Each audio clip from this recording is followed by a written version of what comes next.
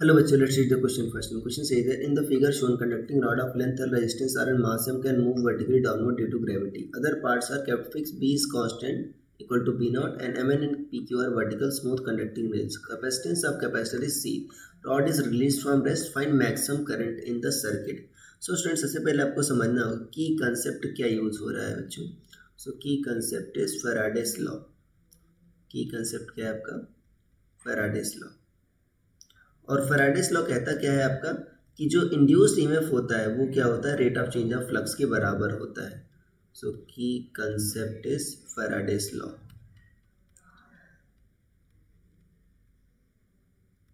और क्या कहता है फैराडेस लॉ कि जो इंड्यूस्ड ईएमएफ होता है आपका rate of change of flux के बराबर होता है. इक्वल टू क्या हो गया आपका d∅dt. ये हुआ बच्चों.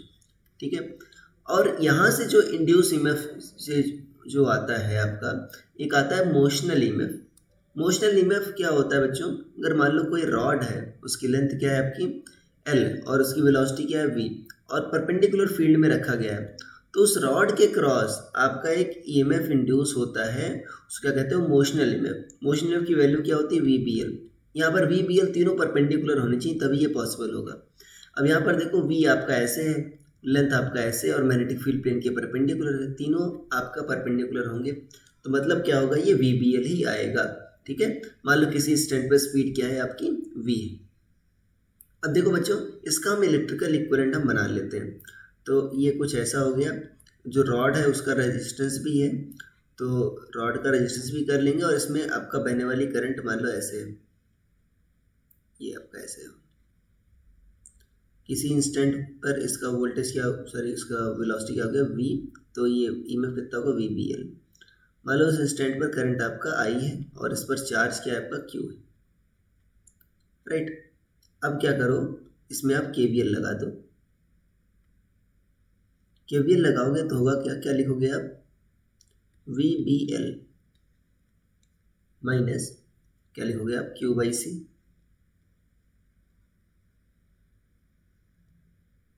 We B L minus Q by C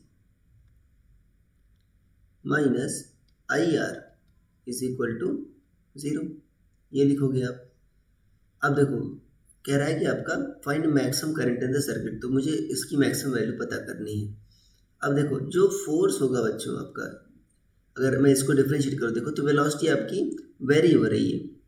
velocity क्या हो रही है आपकी? वेरी हो रही है. अब देखो जो dv बाई डी टी होगा, यहाँ पर दो फोर्सेस लग रहे होंगे बच्चों कंडक्टर पर. पहली बात तो आपका mg इधर लग रहा होगा, और जो आपका फोर्स होगा मैग्नेटिक फोर्स ILB ऊपर लग रहा है. क्यों? क्योंकि इंड्यूस करंट कारण जो फोर्स होगा वो मोशन का अपोज करेगा लेंज लॉ के हिसाब से. तो जो m dv by D T होगा वो क्या होगा आपका? mg माइनस ILB होगा. ये होगा. तो ये आपका इक्वेशन नंबर 1 मान लो, ये इक्वेशन नंबर आप 2 मान लो. तो देखो इक्वेशन नंबर 1 क्या है आपका? V B L minus Q by C minus I R equal to 0. या इसको लिख दो V B L equal to Q by C minus I R. अब दोनों साइड डिफ्रेंशिएट कर दो तो क्या आ जाएगा? D V by D T into B L constant है.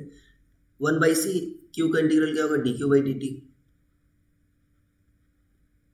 ओके सॉरी, यहाँ पर प्लस आई आर आएगा माइनस. ठीक है.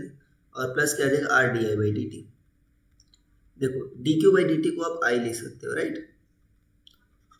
ठीक है. तो यहाँ पर क्या आ गया आपका? आई बाई सी आ गया. अब देखो, अब D V by D T को आप बच्चों इक्वेशन नंबर 2 से आप रख सकते हो value I by C plus R D I by D T.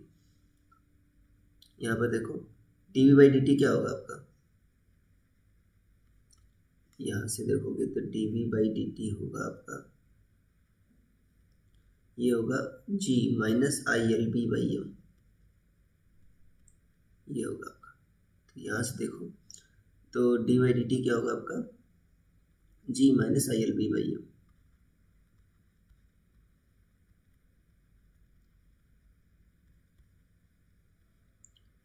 Equal to क्या होगा आपका? I by C plus R D I by D T. ये होगा. इसको इधर ले आओ, देखो बचत कितना आ जाएगा? बी जी एल माइनस, देखो B square L square I by B square L square by M I, और इधर आ जाए क्या आ जाएगा आपका minus I by C equal to क्या होगा आपका R T I by D T. देखो बच्चों, मैक्सिमा के लिए क्या होता है आपका D I by D T क्या होता है आपका जीरो होता है। मैक्सिमा के लिए क्या होता है, इसको अगर आप ठीक है ना, क्या करो आप इसको आर से दोनों साइड डिवाइड भी कर दोगे तो देखो आपका D I by D T कह रहा है मैक्सिमम वैल्यू पता करनी है, तो मैक्सिमम वैल्यू के लिए क्या होगा D I by D T की वैल्यू क्या होगी आपकी जीरो होगी। तो ये जो लेफ्ट हैंड देखो अगर राइट हैंड साइड जीरो है तो लेफ्ट हैंड साइड भी जीरो होगा। तो क्या करो बी ठीक है ना बी जी एल या B L G minus I common लोगे तो क्या आ जाएगा B square L square by M plus one by C, this should be equal to zero. तो यहाँ पर क्या आ जाएगा B G L equal to I B square L square C plus M upon M सी। तो I कितना आ गया आपका, आई आ गया M B G L C upon M plus B square L square C. ये आ गया आई की मैक्सिमम वैल्यू आ गई, ये आपका आई मैक्स आ गया।